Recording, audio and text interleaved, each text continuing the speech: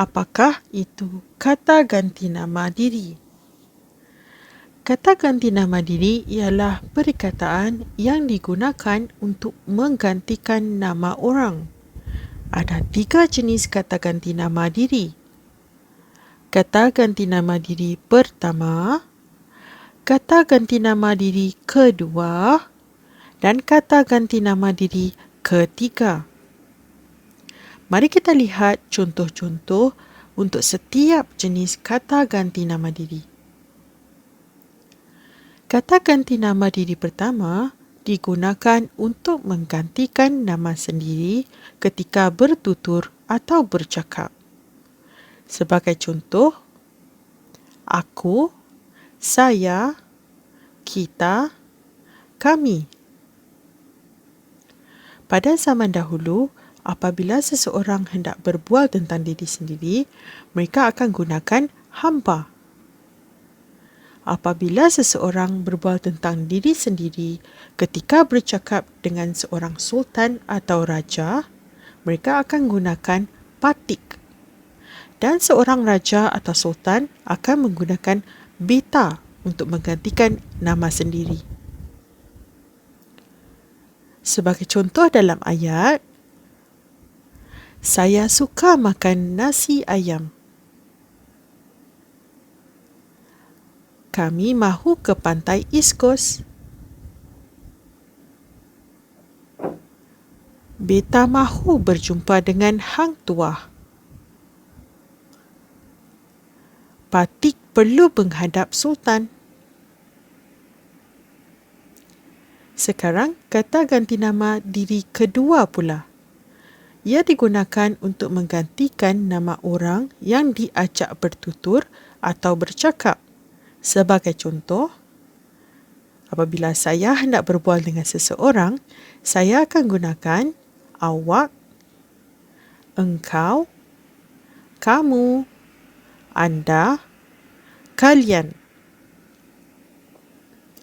Kalau pada zaman dahulu, patik akan menggunakan tuan hamba apabila berbual dengan orang lain. Dan apabila hendak memanggil sultannya, akan menggunakan tuanku.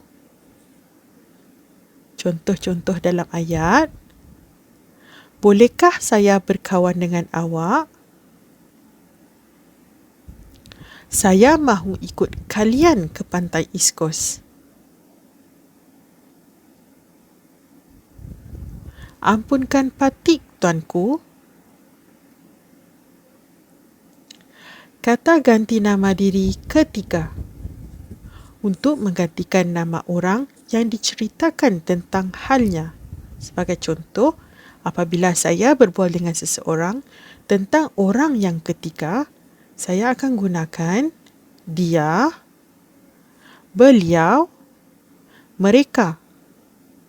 Beliau digunakan untuk seseorang di mana pangkatnya lebih tinggi ataupun dihormati.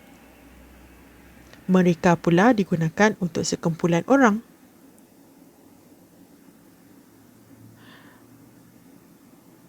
Pada zaman dahulu pula, apabila seseorang hendak berbual dengan orang lain tentang raja atau sultan, mereka akan menggunakan baginda. Sebagai contoh, apabila seseorang hendak berbual tentang contohnya Ali, saya suka berkawan dengan Ali, dia baik. Dia di sini merujuk kepada Ali, iaitu orang yang ketiga.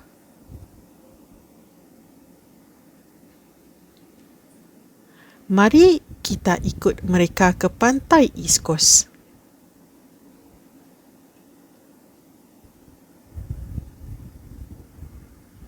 Baginda seorang yang garang.